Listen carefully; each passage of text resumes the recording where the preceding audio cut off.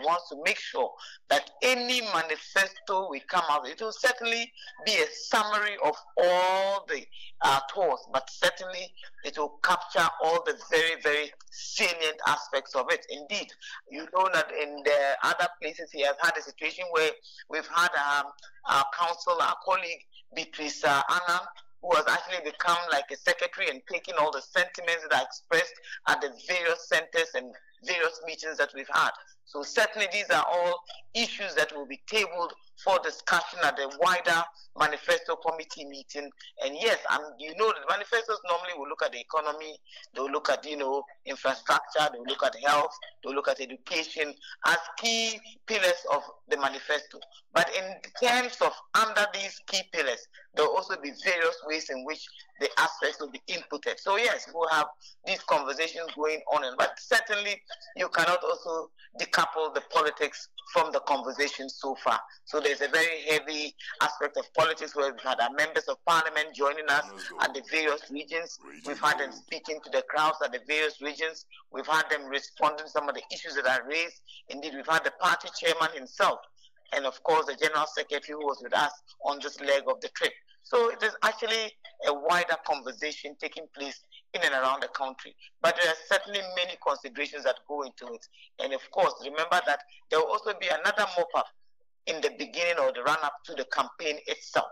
So there will certainly be opportunities to even visit other constituencies that have not necessarily featured in this part of the building the Ghana tour. And so, for what are your impressions? Because I realize that you invite trace groups, hairdressers, mechanics, among others, to tell you what their current challenges are. Then you go to engage the campuses.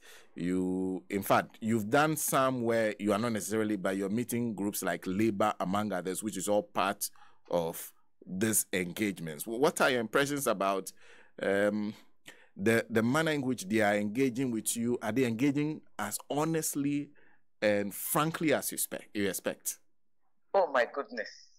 Beyond honesty and beyond trustworthy and beyond whatever.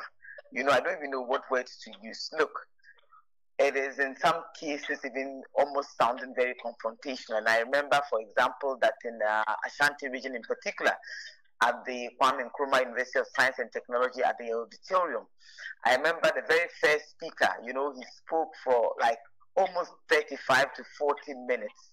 And it was literally you know, I don't know, it almost sounded very, very aggressive. It was almost as if he was literally attacking the whole political arrangements or political leadership. You know what I mean? People have very strong views and strong sentiments. And you do know that Ghanaians have a way of expressing themselves in a very forthright manner. And you see there's enormous disappointment in the system. Remember that even in the run-up to the campaign in 2016, I recall, you know, I started primary education here in Tamale. So I remember my class 1 teacher, who is a lovely, lovely English woman, who was married to one of our foremost politicians and lawyers from this region. I remember her telling me how she had so much faith in how the NPP was going to do much better than the NDC. I recall vividly.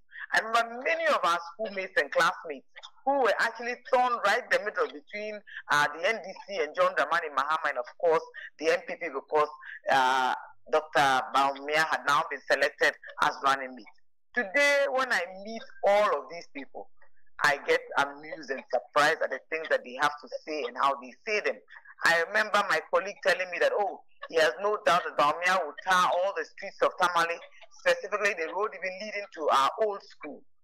We are here today, 7 years later. Look, Tamale has been adjudged as one of the fastest growing metropolises in West Africa. Growing up here, when I come back all these years later, I realize just how much the metropolis has changed. What it lacks is a huge emphasis on sanitation, for example. At a time when government is taking a 1% sanitation tax, you would expect to see some level of attention being paid to sanitation. Sometimes I ask where the assemblies are, but of course, judging by the fact that Nana Akufo-Addo has just gone out there to sack about 24 DCs and MDCs, tells you that the assemblies are almost completely down and out. Most of them have been denied of resources even to work. Most of them are certainly not working. When you read the Public Accounts Committee report, you realize there's huge sums of money that go unaccounted for in most of these assemblies. So yes, something is not quite right. But I sense enormous disappointment in the system. Look, there is one thing I say for the NDC, for Professor Mills, for late Jerry John Rawlings, for late Pakwesi, Mr. Arthur, for Mr. Mahama. Our leaders are largely very accessible. Maybe they are so accessible that sometimes we forget the positions of authority that they occupy. But in all the engagements we've had, people have been very, very forthright. Let me say a very good morning to Hannah Bingyom, a young lady from Batco, a home science student, who stood up in that large crowd yesterday at the Campus Connect and spoke at length about challenges to do with infrastructure on that campus. Talked about security. She spoke about her hopes for the 24-hour economy and how she envisioned that it will actually come to resolve the challenges with unemployment. Look, there is a lot of unemployment in this part of Ghana. Another thing that people speak about is also a certain breakdown in discipline. Enormous concern, especially by traditional rulers, about indiscipline, about lawlessness, about recklessness, and largely because most of the young people are totally unengaged. There is also a challenge with infrastructure. Look, almost 8 years to the day the NDC left office. Visit most of these capitals. All the projects are at a complete standstill. The so-called new ones that they attempted to start have been left in mid-sentence. I heard at the tail end your colleague talking about roads that were started in the Volta region. I was there last week. I went all the way to Hokoi. Most of those projects are either working at snail's pace, or that there's really no keen interest to complete them, or maybe they were just like everything else, a little gravy bowl that you start to serve and decide that, oh, the area boy says the stew is not so good, so he's going to wait and see when the gravy will come back with more meat and then he'll come and eat it. I think that is what is going on. And everybody in Ghana now, look, we were in Yendi, and all that the Yana spoke about was largely to do with what? Lack of potable water. That is all he was talking about. All these years later. And I'm sure you remember that for many months, President Mahama consulted extensively with many consultants in that area, trying to find out the best way to resolve a chronic challenge with the plateau of water, specifically for Yendi, for Damango, and a few of these places. So mostly what they rely on are these boreholes and of course the water tankers. And what it means also is that sometimes even the water that comes to them is not treated. We remember one district, one factory. We remember all the talk about whether or not they were dugouts or dams. And I'm sure you saw the videos about these dams in those areas where they were constructed. They were largely not even fit for animals to drink from. So this is the challenge that we have. And so the northern region, because of the very large periods of a dry season where there are no rains. When we were kids, NORIP was set up so that they would have irrigation all year round. And so you remember that these things were replicated with the Damini project that Mr. Mahama started when he succeeded Professor Mills. So there has always been a challenge with availability of water, even for our Greek and for farms. One of the biggest challenges this side of the world is because of the rain patterns and the lack of water all year round.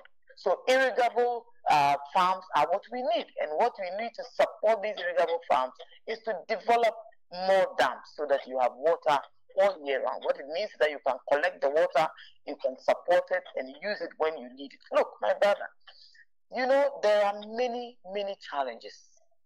And these are the basic ones for us from very agric communities. What we need is water, we need certainty about land, we need access to ready markets, we need value addition. As we speak today, when you go to the Savannah region, that beautiful Bipe factory that was processing shea butter and shea nuts, paying all the pickers good and better resources, is currently not working. The reason is because they need some small interventions in terms of capital injection, and the investors were unable to get it, largely because the government that started that project had left office. You know how our politics is and how partisan everything is. Indeed, if the shea butter processing factory continues to work impactfully, what it means is there will be jobs in that environment. The people who will be working there will not necessarily simply be just, NDC people. There will be people from the political divide and many other political affiliations. Look, there is a certain gap in development. And you are not a stranger to the development conversations that have gone on all these years. Imagine that all these constituencies, 275, that each one of them had received the $1 million that was promised by Akufo-Addo and Bawumia. Will we be having these conversations? The assembly will have every right to utilize the money and pay for the services that are required. The community will be able to demand accountability and transparency in how that $1 million is spent. Look, the reasons why many people went out there to vote for Akufo-Addo and Bawumia was largely because of some of these promises. In these parts of the world, $1 million per constituency is a great deal of money. It will go around and do enormous things by providing basic amenities and interventions that the human beings who live here require. Imagine that we indeed had one dam in each and every district. Can you imagine what that would mean to the drier parts of Ghana, specifically the savannah and northern parts of our country? It means that there will be water all year round. Imagine that we indeed were able to provide every district with a factory as they promised. Look, in Wale Wale in the northeast region, where our vice president and now flag bearer of the NPP actually hails from, he promised them a watermelon factory. Please go to social media and look at the photographs of that toy that was put there and proclaimed as a factory. Indeed, how much watermelon do you have there all year round, even to supply the raw material to the factory? In any case, remember the debate about Commander, for example. Didn't you sense that it was just merely as a result of political shenanigans and sabotage? That's what it was. Look at the amounts of money expended on the last Africa Cup of Nations tournament. Look at the money that was budgeted for it. Can you imagine that a little portion of it was shared amongst these regions? In the past, most of the soccer talent we used to have were largely derived from RTU, Hearts of Oak, Black Stars. And when Mr. Mahama spoke about a homegrown solution for improving the prospects of the Black Stars, he wasn't talking about necessarily footballers who are necessarily born and bred here. That's not what he meant. What raising a homegrown team means, it also means cohesion. It means that you cast your net wider to search for talents across the country. That you look at all the other Premier League teams and the talent that they have. Remember the under 15 and under 16 tournaments. Remember all the other local players that we used to have. I mean, Tony Yeboah and others were from the local league, if you remember. This is the sort of soccer that Mr. Mahama speaks of. Indeed, Appointee himself was from RT. Him and his brother both were trained by Real Tamale United. And you see, development comes in many spheres. And every region will have its own peculiar problems. But you see, my brother, there are some things that run across our country. Remember the promise to make Ghana the cleanest city in Africa. Go to the Ashanti region. Go to Kejetia market. Go and look at the insanitary conditions that prevail in that all-important market, where people are conducting brisk business. That has become like a tourist attraction for people to visit and look at how markets work. Look, Rwanda has examples, great examples of model markets.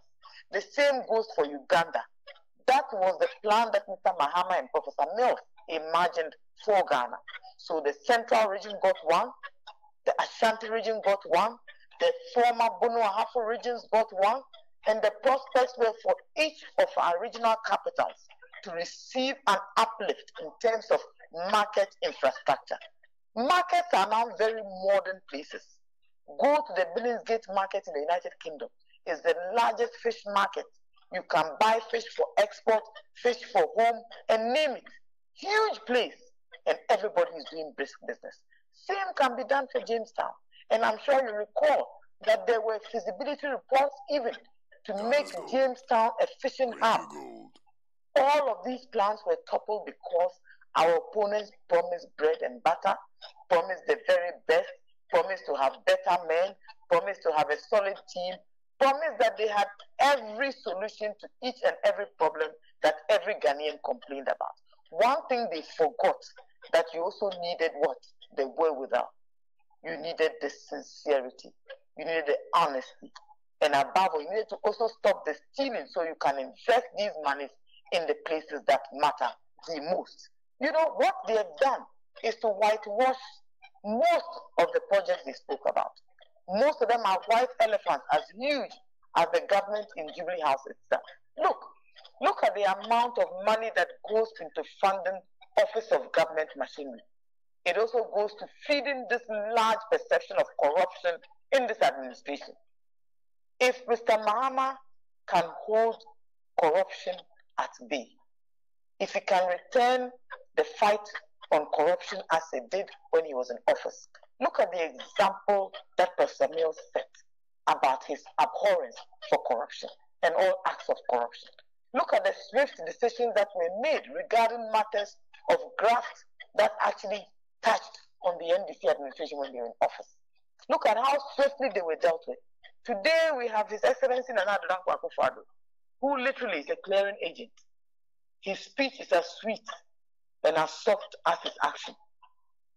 When he speaks with enormous boldness and confidence.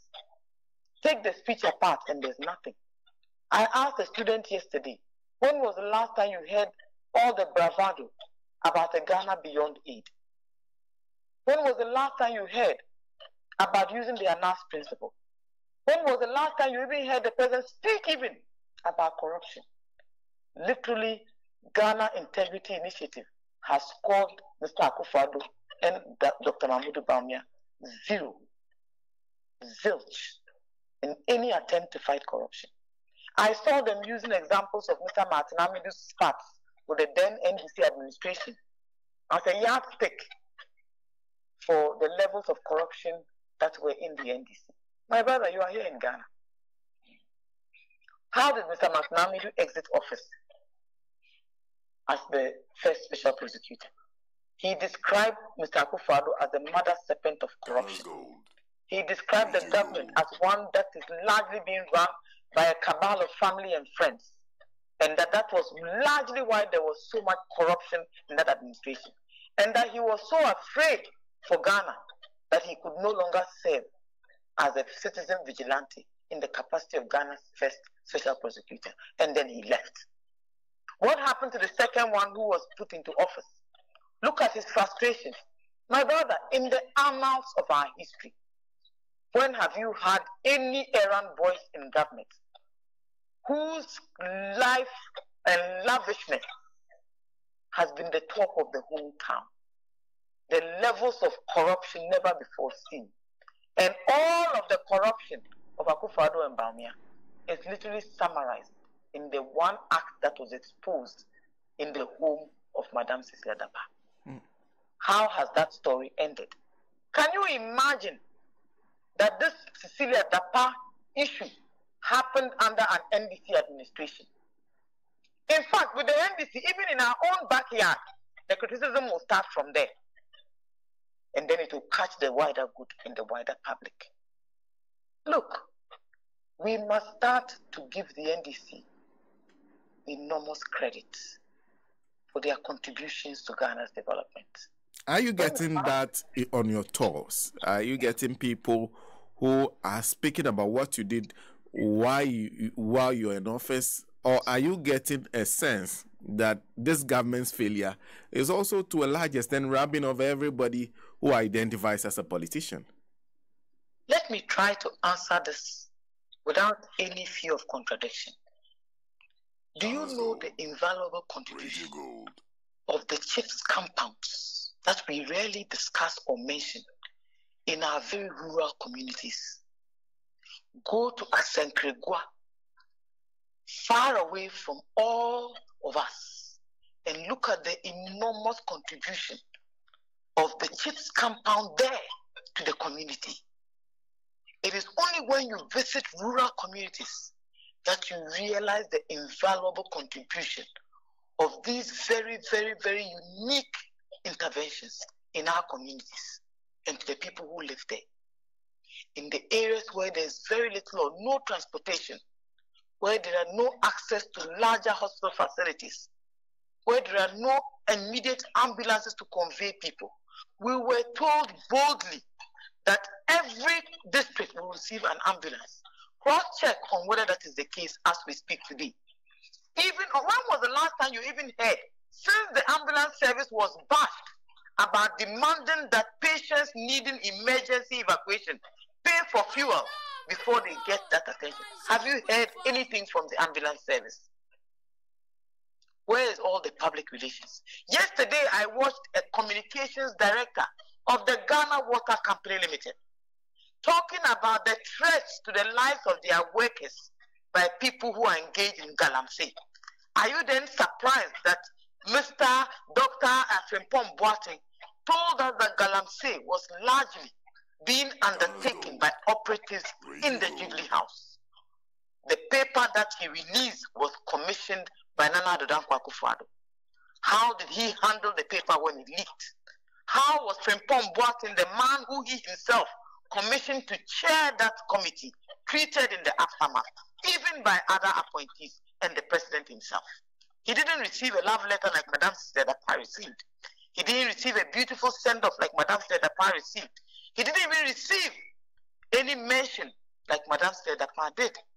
And that should tell you the level of government's collusion in this activity called galamsey. The president promised to put his life on the line. Look, there is one thing that resonates in every community that we go to. Mr. Mahama's sincerity, Mr. Mahama's patriotism, Mr. Mahama's commitment to the cause of what matters to the good people of Ghana. Even for places where you know that people are totally committed to the cause of the New Patriotic Party, they will openly tell you and express their disappointment. And the largest disappointment is in the inequitable distribution of government resources and government support to all these communities. Why will a place that has a certain member of parliament who is MPP, for example, be asking and talking about potable drinking water when Mr. Mahama visits? We obviously voted for the New Patriotic Party. That should tell you something. So it is not just the fact that government has, look, this government has failed in humongous proportions. They are now a disgrace unto themselves. Even persons within the very high echelons of power. Why? If Mr. Lanchere Martin comes out of the water, comes out of the lake to come and tell us that this is how bad the water is, why would you doubt him? Until recently, he was penciled as someone who was going to lead the New Patriotic Party into the next election. So that should tell you something. Why are all Mr. Bawumia's men and women running to pick seats? In fact, one of his henchmen has told somebody that he knows that they are not going anywhere with this campaign because it has fallen flat. So he's looking for a seat very badly. And so he goes into contest. In the most unlikely event that he is able to become a member of parliament, he is safer. Why is his spokesperson going all the way to Tano South to contest for a seat?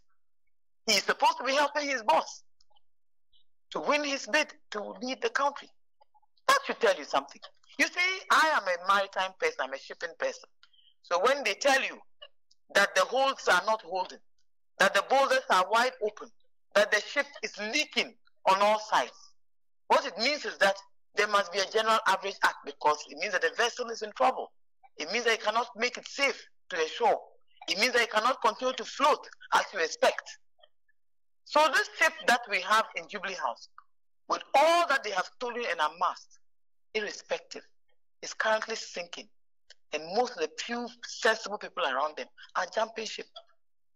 There are a few crooked and corrupt ones who still want to follow and see where the boat will lead them to. But that is where they are. Why?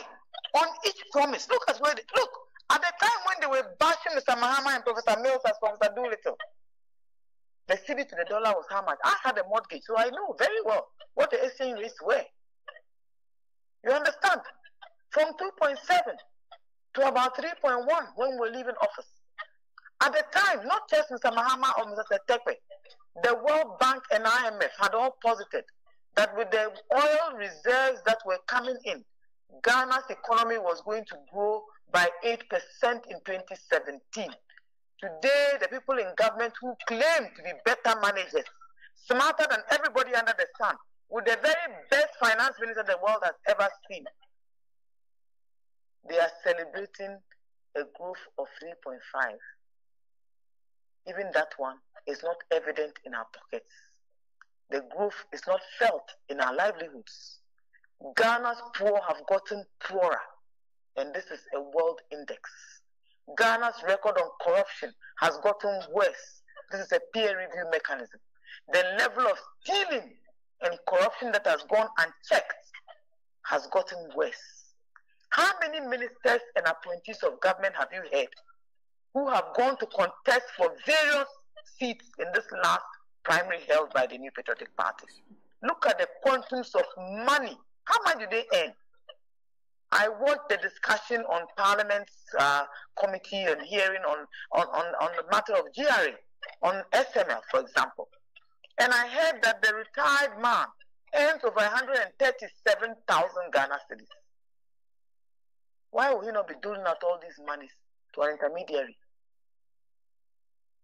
Why not? He will do it happily. It beefs up his income. It makes him better placed than everybody else. Can you imagine even that 137,000 Ghana cedis? How many people in my small business that will employ, that will pay and take care of, and in many other small businesses? But this is the Ghana we have, where a nepotistic administration has taken all of us to ransom, and only their closest friends and aficionados are benefiting fat from all of us in our toil. This is what we ought to change. And everybody can tell that Mr. Mahama means well. In any case, like the Yama said, Mr. Mahama has been president before. He has been vice president before. He is an avid farmer, a huge farmer. His wife is a businesswoman, an entrepreneur. So everybody knows that Mr. Mahama is not coming to office because he's coming to look for money. Certainly not. Mr. Mahama has unfinished business. Mr. Mahama cares about you and I. Mr. Mahama cares that everybody has good drinking water. Mr. Mahama cares that there are health infrastructure across the country, that people who need it most can have it. Look at the work the gender ministry was doing under Mr. Mahama. Look at the reaching out to our most poor and vulnerable. Look at how that ministry has been mismanaged with poor and bad leadership. How do you think that our most poor have fared? Our most vulnerable, being girls and children, how have they fared? The school feeding program that has brought under that ministry, how has it fared? Only our children have suffered, because even our vice president, now seeking to become president, is actually lining his pockets with supplies to schools under his watch. You know, look, my brother, at least in the whole time Mr. Mahama has been out of office, you and I have heard a lot of accusations. Take it from Mary. Take it from Car Power. Take it from the Ford Navigation. Take it from Bass Brandon. Take it even from Wyoming that preceded Mr. Mahama's time in office. Compare the quantums of the money they sang hymns about. Compare the swift action that was taken by our leaders in office at the time. Compare it to what is happening now. In fact, the cost of Bass Brandon pales in comparison to the paltry figures that were used and bandied about at the time. Look at the amounts found in one minister's bed locker alone, not to talk about all the others that we haven't seen or heard about. If the levels of graft and corruption is anything to go by, then it tells you just how much of our resources have been wasted. But look, there is one thing Mr. Mahama has been promising: full accountability and transparency. That the laws will work, that the judiciary will be pushed to work, that corrupt officials will not be allowed to go scot-free, that they will be investigated, interrogated, and whatever money they have that they cannot account for will be returned to the states. Because if we do not take back some of these monies, it will almost be impossible even to run this country adequately and fully. And that is one of the things they are saying. how they don't mind going into position because they'll still be in charge. They have resources, they have good networks, they have money. We must be sure that we make it very difficult for them to compete and challenge and continue to steal our monies even from opposition. That is something we must work against. And all of you in the media must support Mr. Mahama in this endeavor. Okay. He has a good heart. He's a good human being. He has a good vision for Ghana. Even our biggest critics recognize that Mr. Mahama had good plans for this country. We've heard quite a number of them. We've heard some of them. We've seen many people. Somebody asked me an interesting question about allowances that were taken away from teachers and nurses.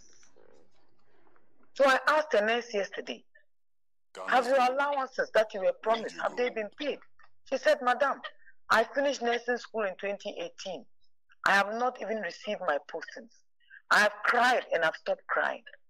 All I know we need to do is to make sure that we vote out this useless government. That's all she said to me. Young nurse.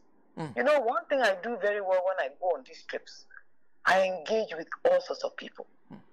Yesterday, I met a teacher that I'd come to do my national service with at the Tishigu Anglican Primary. I met her in the audience yesterday. We stood out there. We had a conversation about conditions of service for teachers. If a teacher has a loan today, it means they go home with nothing. Do you know how much they have to pay for these licensure exams? If you are not even sure that you will pass, you have to pay more to a gatekeeper to ensure that you pass. So when Mr. Mahama promised to cancel it, it was a very popular decision amongst teachers because those of them who have faced it know what is going on. Where are all our nurses leaving? Where are all our doctors leaving? Where are the COVID resources that were received? The 1% COVID tax that we continue to pay 2 years after the end of the pandemic. How are they utilizing those resources? Who is the biggest beneficiary?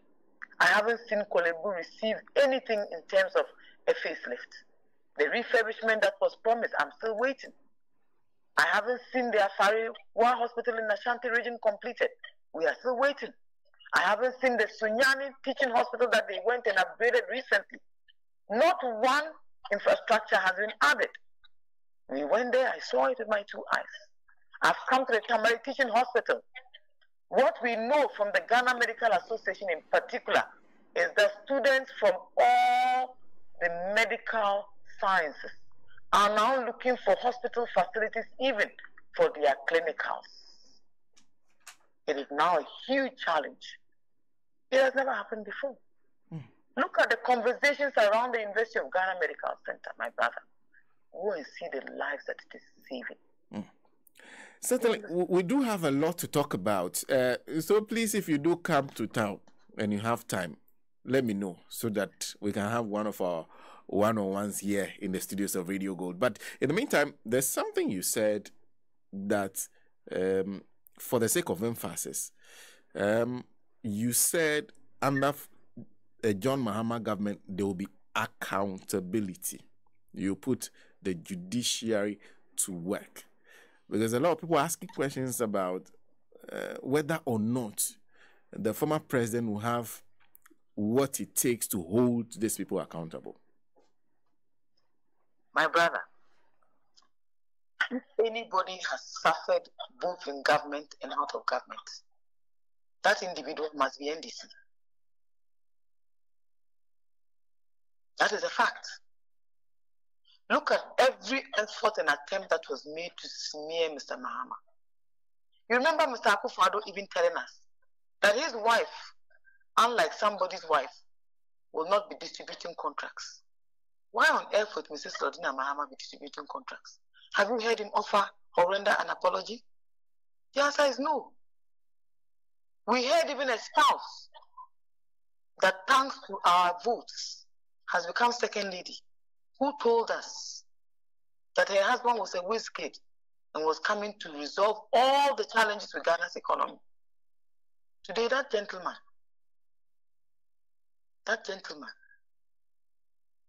who has failed abysmally at every attempt to reinvent himself, what is his spouse telling us today? If anything has changed, it is only in their pockets. Because all the lives they promised to affect, none of those lives have been changed. If any human being has been so maligned with lies, falsehoods, because all of it was because one man wanted to become president. And people forget, Mr. Mahama had to sit through a presidential petition, a court case that went on for nearly 1 year. Remember that in the prison sentence, 9 months is a whole year in a prison calendar. It took 9 months to resolve. 9 months of uncertainty and anxiety. 9 months after you have campaigned and declared winner. Imagine what that does to any individual, let alone a political party. You know, we forget that sometimes Mr. Mahama himself became a victim of Akufo-Addo's ambitions. The same man whose popularity was hinged on Kumi Preko demonstrations about VAT under late Jerry John Rawlings. Today, buy a portion of food and look at the receipt. Buy any item, look at the receipt. Look at the numbers of taxes on those receipts. Mr. Mahama has promised one thing, a complete overhaul and reform, and at best, streamline some of these taxes that we have. Look at the number of tax legislations alone that we have, amendments, and all of that. The only people who continue to suffer is the Ghanaian taxpayer. They are the only ones who suffer. Look at the income of the GRA boss alone. Compare that to other incomes of other people. Compare that to the profits of people within the informal sector. Look, all we had were a noisy bunch of people. Fortunately, unfortunately, they have managed to sway the media. And so they enjoyed enormous support. Most of them were caricatures, creations of the media. We got an investment banker as our finance minister. All he knows how to do is dance around borrowing. Because when you invest your monies, he decides how he invests. He decides what profits he pays you. That's what he's done with Ghana's government. That's what he's done with Ghana's money. Today, where are we? Borrowed to the hilt. You understand? Billions of debt. Billions of unimaginable debt that we can no longer even pay our pensioners. Currently, we are negotiating and renegotiating with all our external debtors. And what do they tell you? Oh, we are renegotiating to 2026. We are renegotiating outside of our term in office. We are renegotiating so that our successor will come in and fail. We are renegotiating so that the next government will come in and have no way to resolve the problems that we are leaving behind. We want to leave a legacy of corruption and debt. That is the ambition. And make no mistake, anybody who for a second thinks that Alhaji Mahmoud Bawumia is his own man is suffering from delusions. He can never be his own man. Remember at the time that he was brought in as Nanado's running mate, he was not even a member of the National New Patriotic Party. He was not a member. He didn't have a card. He was a deputy governor. He had been a lecturer before that. So he was not even a member in good standing of the New Patriotic Party. He is a creature of Akufo-Addo and his cabal and will always be indebted to them no matter what. Even if he were to hand him the presidential pen, he would have to consult his boss day and night. He told us himself, Akufo-Addo is his mentor, is his father. Any attempt to pretend that that union was only one of convenience and that he can chart his own path is fake news. It's calculated to mislead. A new chapter of new lies, a reformed set of lies, rethought lies, reset lies, bolder lies, bare-faced lies. That's all that he wants to do. In any case, how do we all remember Mr. Bawumia? We remember him for the lies he told, for the deception that he carried, for the lectures of untold stories that he spoke to things he knew nothing about. as chairman of the economic management team, Ghana is at least worse on any facets of economic indexes. And all he can tell us is that he was not in support of the IMF. He was not in support of us implementing e-levy. Now I know why Ken will never resign. You understand? Ken is a kingpin, a financier of the New Patriotic Party. His resignation will only benefit the lies that Dr. Baumia intends to tell. So once he stays in office, it will be difficult for Dr. Baumia to tell all those lies. It is why everybody wanted Ken's resignation and Anado refused even to sack him. Why would he sack his financier, his advisor, his cousin, his relative, a very influential person in their chances of winning the election in 2016? He was on the streets. He told us all the stories about how he had succeeded in setting up Ghana's first and most successful investment bank. People believed him. People followed him. People listened to him. Why should he resign? So that a failed vice president will reinvent himself. So we all know now that all of this is a game of chess. The whole cabal is playing chess with us. Those who say they retired from domestic politics, they are lying. Lawyer Joyce Bawa Mogtari. Yes. Certainly, there's a lot to say. But where's the train headed to now? Well, we are heading to Kumasi. There's an engagement with the GAU, that is the Ghana Agric Workers Union in Kumasi. There's a program with the Assemblies of God Church in Kumasi. So we are headed out to the Ashanti region again. And that's what I mean. You know, sometimes we come in, we visit these constituencies, but we'll always go back because there are other engagements in another constituency that may not necessarily have featured in the previous engagement. And remember that Agric is a huge matter because for the very first time, Ghana is even suffering from something called a malaise called food insecurity. You and I never heard that before. So it is a conversation that is very, very important. So I will hope that you will follow this conversation tomorrow about what Mr. Mahama intends to do to enhance agriculture. He is a product of Agric. He himself is a farmer. We'll be following one subject area that he's very comfortable in and understands. And he will not be deceiving you with planting for food and jobs and stealing all the money when the budget is bigger than what your output is. I believe that Mr. Mahama is going to be speaking to what he knows about. Right. Thank you. Thank you very much. Thank you, sir. And God bless all. By the way, when are you coming to take my own views? Because I also have some contributions to make. You see, but you don't need any invitations. All you have to do is walk to my office, send me a text, send me an email, send me a WhatsApp. And every information that I get, as I've always done, I pass it on directly. So your views are welcome. That is what it's all about. I hear you. How can we build a better media? How can we stop the threats to our media?